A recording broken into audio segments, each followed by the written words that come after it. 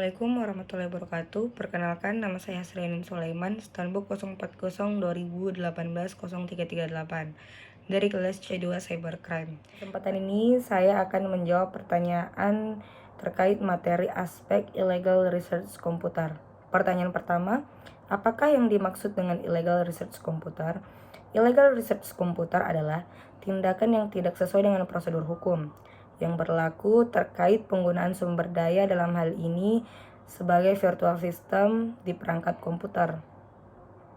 Illegal research komputer terdiri dari beberapa hal, yaitu memasukkan instruksi yang tidak sah, perubahan data input, perusakan data komputer sebagai pembantu kejahatan, dan akses tidak sah terhadap sistem komputer atau hacking. Yang kedua, berdasarkan modusnya, kejahatan komputer dibagi atas internal crime dan external crime. Jelaskan dan sebutkan contohnya. Internal crime merupakan kejahatan yang dilakukan oleh orang dalam atau insider.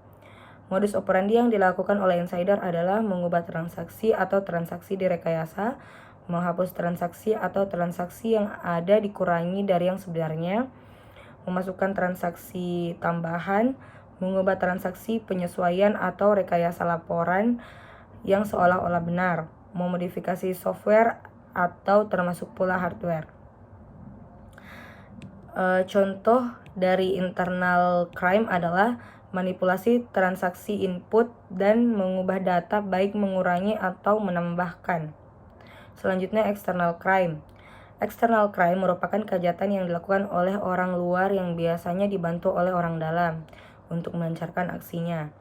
Bentuk penyalahgunaan yang dapat digolongkan sebagai external crime adalah joy computing, hacking, the Trojan horse, data leakage, data deadlink, the frustrated communicating, dan software privacy.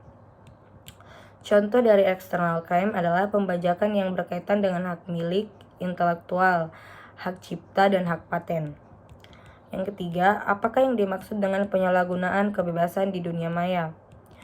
Penyalahgunaan kebebasan di dunia maya merupakan suatu perbuatan yang dilakukan di dunia maya yang tidak sebagaimana mestinya. Biasanya disertai dengan mengambil keuntungan untuk diri sendiri dan merugikan orang lain.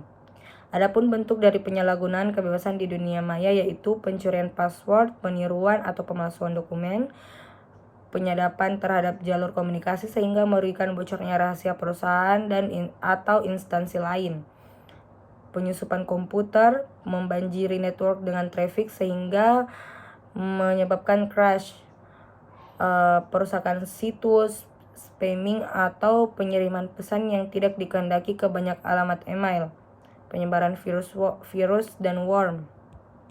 Yang keempat, kemukakan salah satu contoh bentuk kejahatan ilegal komputer. Perbuatan pidana perusakan sistem komputer, baik merusak dan atau mengganti kode-kode yang menimbulkan kerusakan dan kerugian. Perbuatan pidana ini berupa penambahan atau perubahan program, informasi, dan media. Sekian jawaban dari saya. Lebih dan kurangnya mohon dimaafkan. Wassalamualaikum warahmatullahi wabarakatuh.